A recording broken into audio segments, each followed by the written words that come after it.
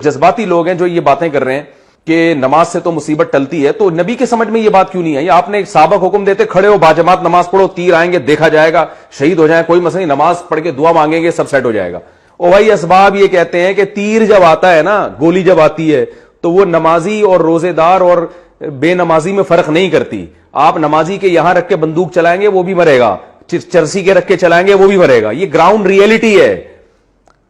اسی وجہ سے تو نبی نے حکم دیا کہ جب نماز میں سانپ نظر آئے تو نماز توڑ کے سانپ کو مار دو، یہ صحیح حدیث ہے۔ یہ تھوڑی حکم دیا کہ نماز میں سانپ نظر آئے تو کوئی بات نہیں، تمہارا ابھی اللہ سے کنیکشن ہے اور نماز بلاؤں کو ٹالتی ہے تو یہ سانپ کیا بلا، یہ خود ہی ٹل جائے گی، تم نماز نہیں چھوڑنا، بلکہ حکم دیا نماز چھوڑو پہلے سانپ کو مارو۔ کیا مذہب کا بھائی کیا تصور پیش کیا جا رہا ہے؟ یہ جنونی قسم کے جو لوگ ہیں، کیوں مذہب کا بیڑا غرق کر رہے ہو، کیوں لوگوں کو برباد کر رہے ہو مذہب کے نام پہ؟ علم صحیح نہیں ہے تو چپ رہ جاؤ، یہ زیادہ بہتر ہے تمہارے لیے۔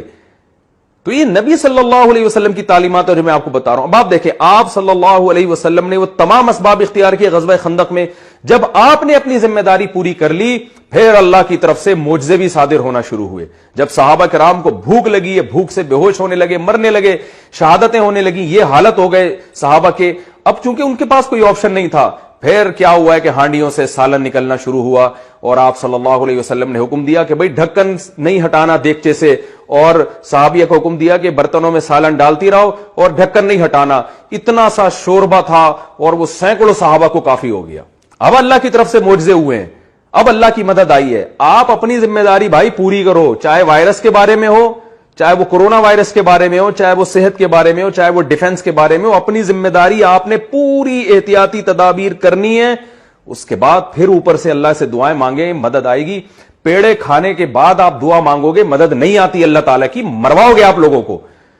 تو یہی ہو رہا ہے، آپ جو ہے نا اس طرح کی فضول قسم کی باتیں، جو بے روزگار کم بخت گھر میں پڑا ہوا ہے اس کو کہا جاتا ہے کہ جاؤ یار کچھ پڑھو لکھو کچھ کام کرو، نہیں جی، رزق تو اللہ کے ہاتھ میں۔ میں دیکھتا ہوں ہمارے ہاں ایک شوگر کے مریض تھے، ہوٹل میں بیٹھے ہوئے چائے پی رہے، چینی آئی تو چائے میں چینی ڈال رہے ہیں۔ ایک آدمی نے ان کو کہا کہ حضرت آپ شوگر کے مریض ہو، چینی ڈال کے پی رہے ہو؟ انہوں نے کہا بھائی جان موت زندگی اللہ کے ہاتھ میں ہے، جب مارنا اللہ ہے، بچانے والا، بچانے والا کون ہے؟ اللہ ہے۔ تو میں اس وقت چھوٹا تھا، مجھے شروع سے ہی بے عقلی کی باتیں سمجھ میں نہیں آتی الحمدللہ، تو میرا دل چاہا کہ میں ان سے بولوں کہ مارنے والا بھی اللہ ہی ہے۔ ایک بات کر رہے ہو کہ بچانے والی ذات اللہ کی ہے، تو کیا یہ جتنے لوگ جو مرتے ہیں یہ کس نے مارے ہوتے ہیں؟ گورنمنٹ نے مارے ہوتے ہیں؟ کس نے مارے ہوتے ہیں؟ اللہ ہی مار رہا ہوتا ہے سب کو۔ تو جو بچانے والا ہے وہ بھی اللہ ہے اور مارنے والا بھی اللہ ہے، اور اللہ کا قانون یہ ہے کہ جو کوشش کرتا ہے اکثر اس کو بچا لیا جاتا ہے، جو کوشش نہیں کرتا وہ اکثر مر جاتے ہیں۔ آپ دیکھیں یورپ میں لوگوں کی جو طبعی عمر ہے نا وہ بڑھ گئی ہے، اس لیے کہ وہ اپنی صحت کا بہت خیال کرتے ہیں، اس لیے ان کی جو بوڑھے بہت دیر سے ہوتے ہیں۔ ہمارے ہاں 60 سال کے آدمی کو دیکھو آپ، میں تو سفر میرے باہر ملکوں کے شروع ہو رہے ہیں، بہت کچھ ہم نے ان ملکوں کے بارے میں سنا ہوا تھا، لیکن جب وہاں جا کے دیکھا تو بالکل اپوزٹ پایا ہم نے۔ ان لوگوں کی صحتیں بہت، وہ تو وائرس آ گئے، وہ تو اللہ کا عذاب بن کے جس نے پوری دنیا میں تباہی مچا دی ہے، لیکن جرنلی ان لوگوں کی صحتیں بہت اچھی ہیں، عمریں ان کی لمبی ہیں۔ وجہ اس کی یہ کہ وہ خیال 60 سال میں تو وہ بعض ان میں یہ کہتے ہیں کہ اب تم نے جینا شروع کیا ہے۔ ہمارے یہاں 60 سال کے آدمی کا حال دیکھو آپ، توندیں نکلی ہوئی ہیں، اور اس کی شوگر کا مریض ہوگا، بلڈ پریشر کا مریض ہوگا، اور گردے اس کے فیل ہو چکے ہوں گے۔ ہمارے ایک دوست ہیں کینسر کے بہت بڑے اسپیشلسٹ ہیں، یو کے میں ہوتے ہیں، میں ان کا کئی دفعہ تعارف کروا چکا ہوں، اور ہیں پاکستانی، بڑے نیک آدمی ہیں۔